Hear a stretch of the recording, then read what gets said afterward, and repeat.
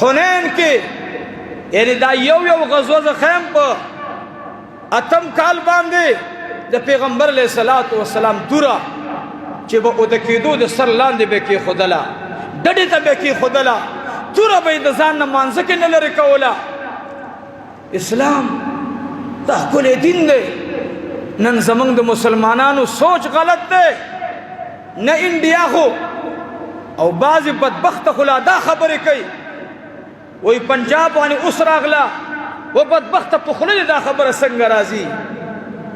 انما المؤمنون اخوه، موږ ټول مسلمانان رونه یو. دا د دنیا 2 ورځې ژوند دی تیر بشي نارونو. دا یوه خبره زما واورئ، زمونږ مشران بیا هم د امریکې نه د خیر تمه کوي. دا بې ادبي دي معافي که نه، ښه پوه دي چې بلا ده او مصیبت ده، خو د یارې نه ورته څه وایي بیبي ورته وایي. څه ورته وایي؟ د سمسارې خبره خو تاسو ته یاده ده که نه؟ ما کړې وه په دې منبر باندې.